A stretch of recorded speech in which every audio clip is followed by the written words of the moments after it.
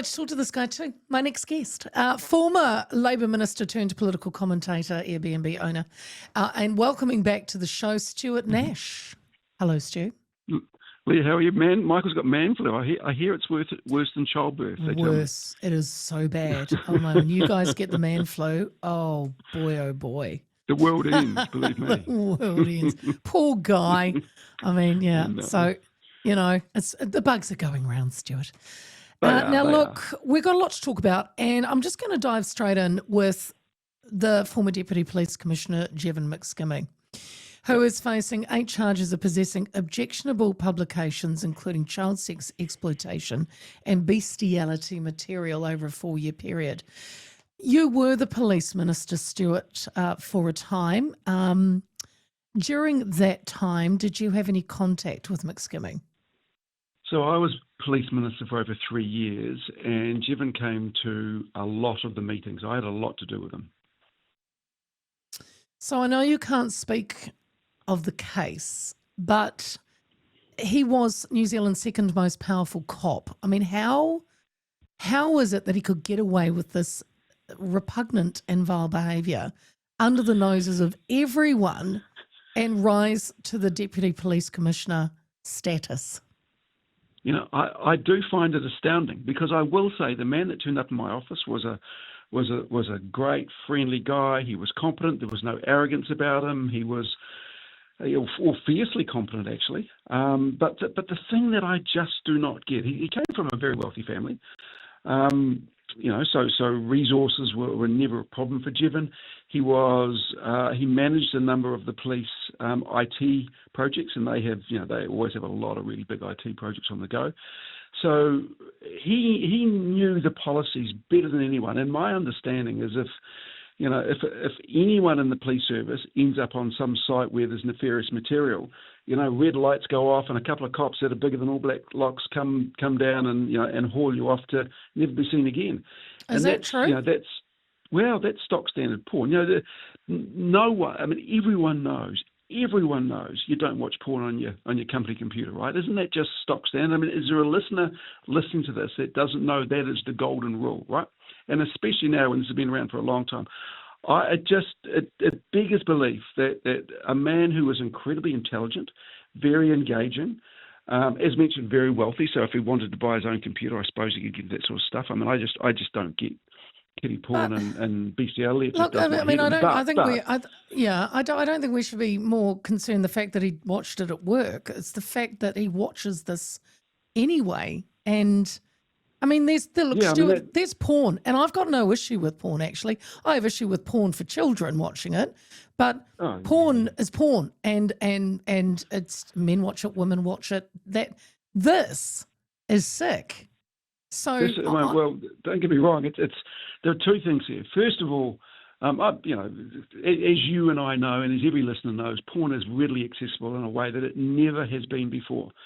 But there are some boundaries, right? This isn't even one of those grey areas. That there is not a person that I've ever met who thinks that watching bestiality or kiddie porn is right. So that's leave that off the table. That's just goes without saying. But watching porn on a work computer, let alone this sort of stuff on your work computer, I mean, the guy never came across as arrogant or as if he was above the law or anything that. Obviously, but obviously, he thought he was, Stuart. He had, the case is before the courts, and it's obviously there's a presumption of innocence before, in any case. So the case has got to be proven. So it is before the courts, and we can't discuss that. No. But he's obviously been charged. He sat in court, I don't know if you saw it, and he sat in there like on his phone. I don't even think you're allowed to put your phones in there. It was did not look wonder what very... he was looking at. Oh, yeah, God. but as let's be clear, there is always the presumption of innocence. So let's not convict the guy before he has been through the proper process. But the fact that the whole country knows what the charges are, and the fact that they're real enough for police to actually lay the charges, says that there is obviously a reasonably strong case. But let's not preempt what that decision may be. But I do, the man I know, I find it astounding. All right, okay. And that's a fair enough assessment because you did know the guy, and I'm sure that anyone that knows anybody who is facing these charges would be quite astounded, depending on who it is. Yeah. I mean, not anyone. I think, though, obviously he was in charge of looking. The police are here to look after the public and to take away bad people that may that with child porn. So this is why it's just absolutely mind-blowing. The Independent Police Conduct Authorities are reviewing whether other police staff or officers behaved improperly in how they handled allegations against McSkimming. I don't know if that's good enough because, again, once it goes through the courts, but, I mean, shouldn't there be even a Royal Commission of Inquiry?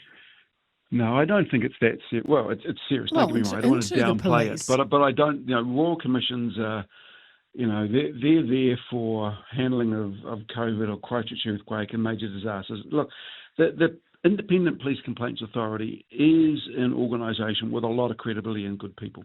Keeping in mind, we are talking, you do not reach the role of Deputy Commissioner of New Zealand Police without a long history of serious competency. So, for a number of years, Jevon performed over and above expectations, and he impressed a whole lot of people who ended up promoting him up to the point where, as you say, he was the second most powerful police officer in the New Zealand Police Service. So, he had... Could have been the police commissioner. Yeah, he had a very, very distinguished career over a number of years in New Zealand Police. This is the reason why it is so astounding. But no, I having been the minister, I do trust the Independent Police Complaints Authority. They do. This isn't some sort of whitewash where they always back the police. In fact, sometimes I saw some instances where I thought that they went far too hard against police. So I think the public can have confidence that the IPCA will do a good job. They will not leave any stone unturned. Obviously, there's quite a high level of public scrutiny on this. So I think that we can have confidence that a full... Well, I'm glad you're saying the word confidence, Stuart, because I was going to ask, do you think it has dented the trust in the police by the public? I don't know about that. I mean, as someone who dealt with police officers, on a day-to-day basis through 3 years at the highest level, there are police officers who have every right to feel pretty let down by this guy. There's no doubt about that. Yeah. But I'm sure there are. The vast majority of police officers, vast majority of police officers are really good, hardworking men and women. They're out there 24/7, keeping our community safe, locking up the bad guys, and they do a really, really good job. And I don't think that one bad egg necessarily taints the public's view, and I hope it doesn't, because again, my deep experience is that this absolutely will not change the way that police deal with the public and deal with the bad guys. So I think the public can have confidence that the police are doing a great job. All right, let's look on to the National Party's conference over the weekend. The message was clear.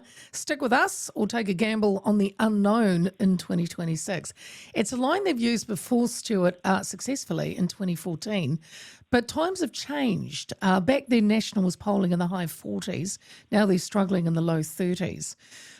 Christopher Luxon's speech positioned National as the steady hand at the tiller in tough economic times. But do you think this message is getting through? Because Kiwis are still feeling the pinch. I mean, everywhere.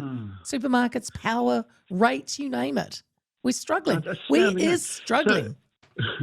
So, having been involved in a number of annual conferences over my political life, it's the one point in the year where all the party faithful gather, where you've got, the media are all there, you've got all the political commentators, and it's free, right? So the concentration is on the government or the opposition, wherever you are. But in this case, you get full media concentration on the government. And what did they come out with? Well, we might charge tourists for going to our iconic spots, and we'll have to change the Conservation Act. We're not too sure what that'll look like. And I'm listening to this going, you are kidding me. We're in a cost of living crisis, keeping in mind it was the national government and opposition that came up with the cost of living crisis, but it's real. We all know this. And the best that they could do in front of the full media and all their active members is, we're going to charge tourists to go to our tourism hotspots. That said to me that this is a government devoid of ideas. And then we have the Education Minister come out on Monday with something which I think is absolutely fantastic, and I follow education a little bit more than most portfolios because of one of the roles I used to have. You know, why wasn't that announced at conference? That is massive news. It possibly would have taken the focus off cost of living. It engaged parents and educators and unions and the media in a way that nothing has done for a while, and yet they don't release this at conference. What the hell is going on? Maybe they wanted to make it its own grandstand, I suppose. I don't know, but I think what they got wrong, Stuart, is Luxon wanted the economy to be the kind of main focus, which sadly it doesn't fill people with a lot of hope at the moment. Well, I get that, Leah, and I get that, and if they'd come out, and I really expected there to be a really big cost of living crisis policy that people would have gone, oh my God, thank God for that. They're going to, regulate this, or they're going to do that will really alleviate the pain that's felt by a whole lot of New Zealand families up and down the country. And so, this is the showcase piece where you release something really big. So you have a big economic piece on the Saturday or Sunday, then you have education on the Monday, and there's a suite of 2 fantastic policies that sort of draw the media for at least a week and change the narrative. But the fact that there was nothing in that conference that anyone could go, oh, these guys have got my back. Yeah, they understand how hard it is out there. If you think that charging tourists to go to our iconic tourism hotspots is going to make a world of difference to any family that are struggling out there, then there is. Yeah, well, that probably wasn't the place to put it. Oh my God! It just comes back to a lack of political management. It really does. Well, I mean, before I move on to what your old mates are up to, Luxon didn't mention his coalition partners during the speech. I mean, I suppose that's to be expected because it was a national gathering. Many in the mainstream media would say that is a sign that there are cracks, or is it just, I think, smart politics? Even though he even said it wasn't very smart, to keep the spotlight on national. Yeah, I mean,